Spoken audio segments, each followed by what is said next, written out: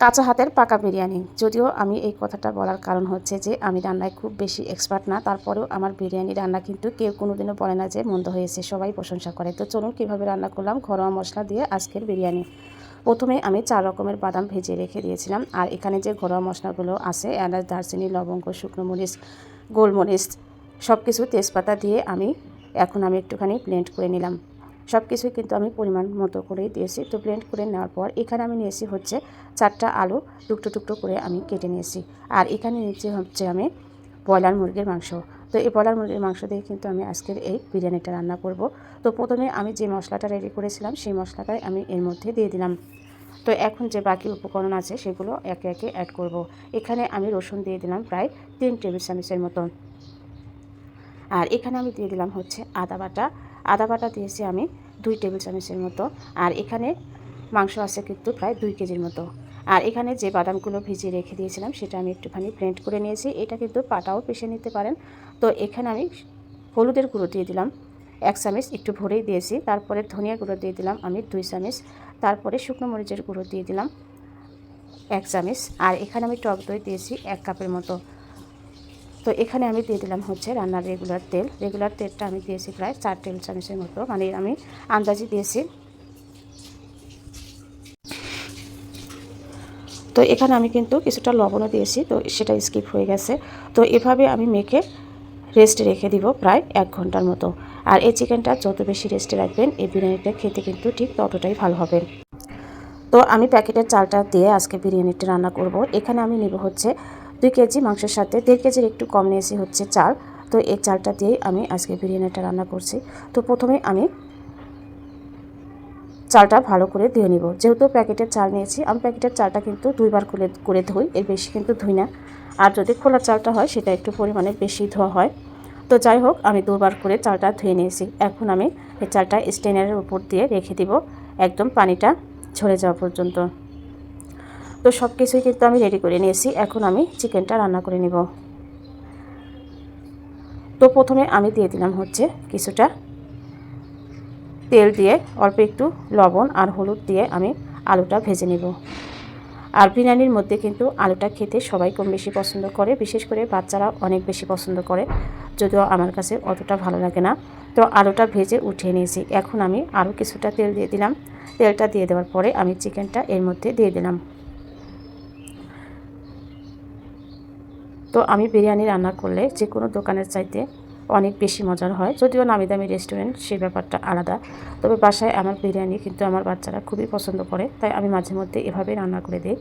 আর এখানে আমি দিয়ে দিলাম হচ্ছে কাঁচামরিচটা কিন্তু আমি আগে দিইনি, এখন আমি কাঁচামরিচটা দিয়েছি। কারণ আগে দিলে দেখা যায় যে মরিচটা বেশি গলে যায়, ওইটা কিন্তু খুব একটা ভালো লাগে না দেখতে। তো আমি এর জন্য একটু পরে দিয়েছি। আর অপর একটা পাতিলে আমি ব্রেস্তা করে নিচ্ছি। তো এভাবে আমি চিকেনটা ভালো করে কষিয়ে নিব। আর বিরিয়ানির মধ্যে যদি বাদাম দেওয়া যায় তাহলে কিন্তু বিরিয়ানিটা এমনি খেতে ভালো লাগে। আর এখানে আমি কিছুটা বেরেস্তা দিয়ে আমি আর 2-3 মিনিটের মতো রান্না করে চুলাটা বন্ধ করে দিয়েছি। এখন আমি দিয়ে দিলাম হচ্ছে একটা আলাদা পাতিল।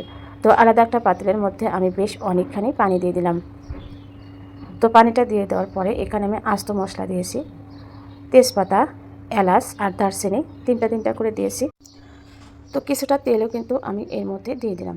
দিয়ে আমি এখনই পোলাওটা রান্না করে নেব। আমি পোলাওটাও কিন্তু আলাদা করে ভেজে নিইনি, এটা সরাসরি আমি পানির মধ্যে দিয়ে দিয়েছি। আর এখানে আমি দিয়ে দিলাম হচ্ছে কিছুটা লবণ। তো লবণটা দিয়ে দেওয়ার পরে এখানে আমি দিয়ে দিলাম হচ্ছে দুধ দিয়েছি আমি প্রায় 2 কাপের মতো। আর পানিটা কিন্তু গরম হওয়ার পরেই আমি চালটা দিয়েছি, ঠান্ডা পানিতে কিন্তু দেইনি। তো যাই হোক, আমার পোলাওটাও কিন্তু হয়ে গেছে। এখন আমি আলাদা একটা পাতিল নিয়েছি, তারপরে আমি এর মধ্যে কিছুটা ঘি দিয়ে এর মধ্যে আমি কিছুটা ভাত দিয়ে দিব, পোলাও দিয়ে দেবো। পোলাও দিয়ে দেওয়ার পরে এখানে আমি লেয়ার করে চিকেনটা আর বাকি যে উপকরণগুলো আছে সেগুলো কিন্তু আমি আলাদাভাবে সুন্দর করে দিয়ে দেব। তো এভাবে দিলে দেখা যায় যে সব জায়গায় কিন্তু সমানভাবে সব কিছু পড়ে, সেটা কিন্তু দেখতেও ভালো লাগে আবার খেতেও ভালো লাগে। তো যাই হোক, আমি একটুখানি সরিয়ে দিলাম চিকেনটা। আর ঘরোয়া মশলা দিয়ে এভাবে আমি মাঝে মাঝেই চিকেন বিরিয়ানি রান্না করি। তো এই তো আমার কিন্তু চিকেনটা দেওয়া হয়ে গেছে। এখানে আমি কিছুটা বেরেস্তা দিয়ে দিলাম। আর বাকি যে আলু বোখারা, কিশমিশ এত কিছু কিন্তু দেইনি। যেহেতু আমি রেগুলার রান্নার মতোই করছি, এত কিছুর আয়োজনও কিন্তু হাতের কাছে সবসময় থাকে না। অল্প উপকরণ দিয়েও কিন্তু সেরা স্বাদের বিরিয়ানি রান্না করা যায়। তো এভাবে আমি লেয়ার লেয়ার করে দিয়ে তারপরে দমে রেখে দিব।